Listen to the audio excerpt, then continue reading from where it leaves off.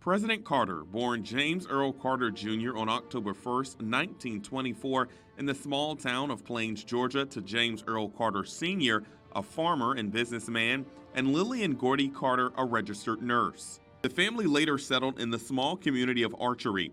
Growing up, the soon-to-be president had a typical childhood.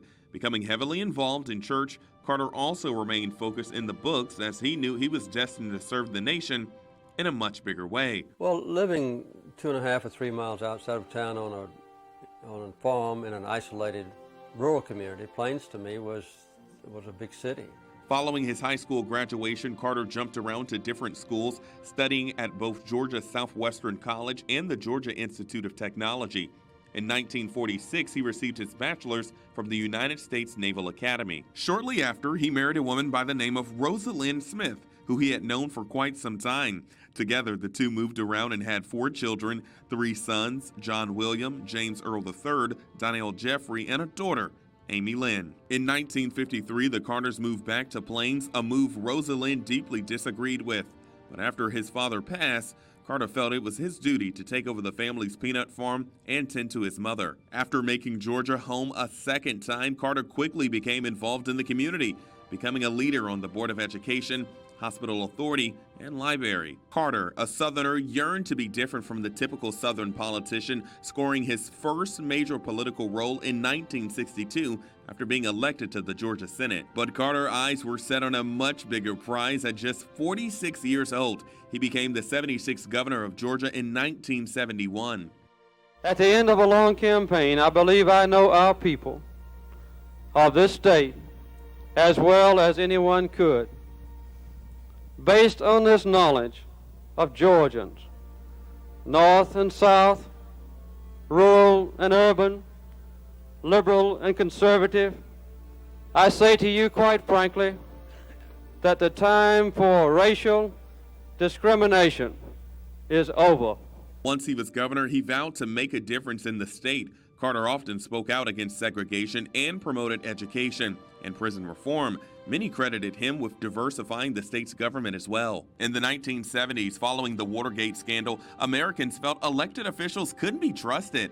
But Carter set out to restore their faith. On December 12, 1974, he announced his candidacy to become the 39th President of the United States. My name is Jimmy Carter, and I'm running for president.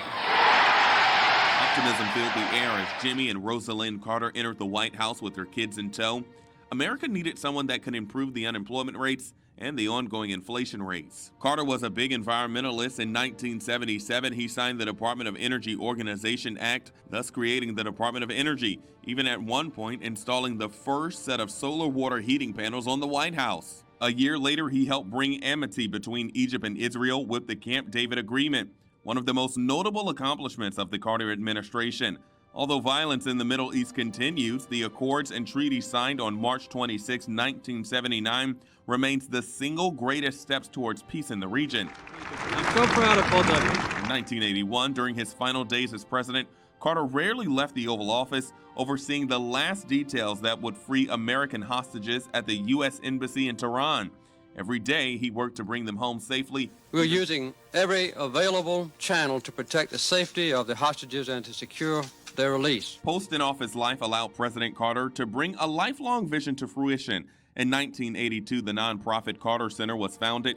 Most importantly, in 1994, when the U.S. and South Korea were on the brink of war with North Korea, Jimmy and Rosalind traveled to the country representing the Carter Center to meet with the North Korean president, ultimately resulting in North Korea agreeing to freeze its nuclear program. Since President Carter's election went so well in the U.S., he and the Carter Center helped strengthen democracy by overseeing over 100 national elections. The Carter Center continues to guide the growth of democratic institutions, ensuring that government decisions are open and transparent and competing for the public office is fair.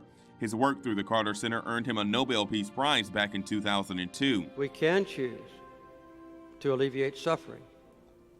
We can choose to work together for peace. We can make these changes. Soon after leaving Washington, the Carters moved back to Plains to try and get back to a normal life. The couple sold their peanut warehouse, began writing memoirs, and President Carter became a professor at Emory University in Atlanta. Up until his death, President Carter remained deeply rooted in Plains, continuing to practice his faith as he served as a Sunday school teacher. Decades went by, and Carter still managed to volunteer once a week every year for Habitat for Humanity, even at age 95. President Jimmy Carter will continue to be remembered for not only his character and faith, but as a man who set out to make the world a better place, one day at a time.